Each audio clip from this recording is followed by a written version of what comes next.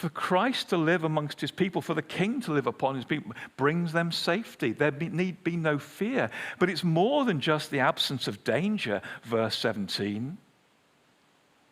He will take, verse 17, great delight in you. In his love, he will no longer rebuke you. Rebuke will be gone. Just think about that. No rebuking. In love, he has rebuked us.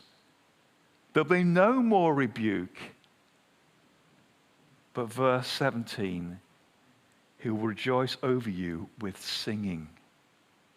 God will rejoice over us with singing.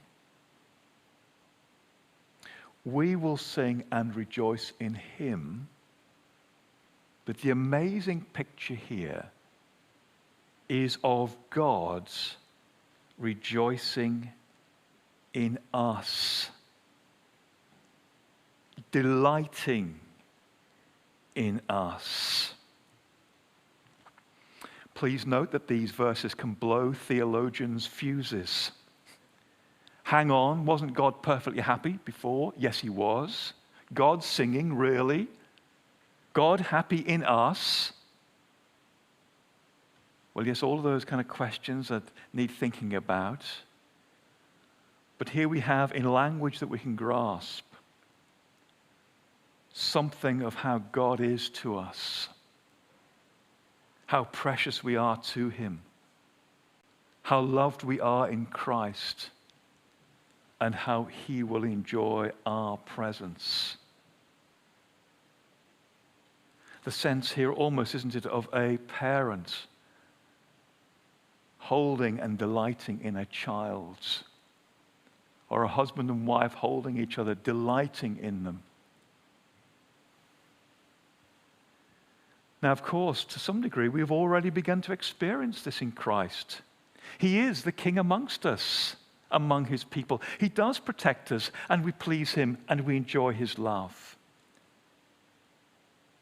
But this again points forward to the love we will enjoy in the new creation.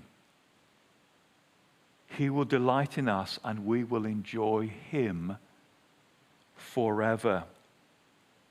And we will be satisfied in that love.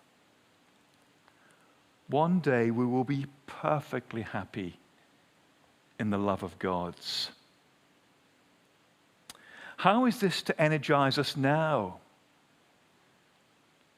How is it to energize the people it was first written to in their difficult situations as they were struggling to turn the nation round, as the judgment was coming up down on the horizon, with all of their difficulties? How is it to energize them as they reflected on this love to be experienced on the day of the Lord's?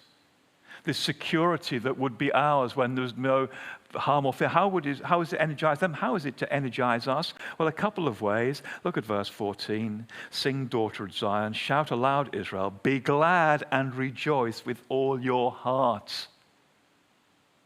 Be glad and rejoice with all your hearts because of the love of God for you, and that you will enjoy his love and he will delight over you in the day of the Lord and for eternity. Be joyful with all your hearts. And I think there's another application there in verse 16. Do not fear, Zion. Do not let your hands hang limp. In other words, don't go floppy as a disciple. Don't give up. Don't go, Be strong.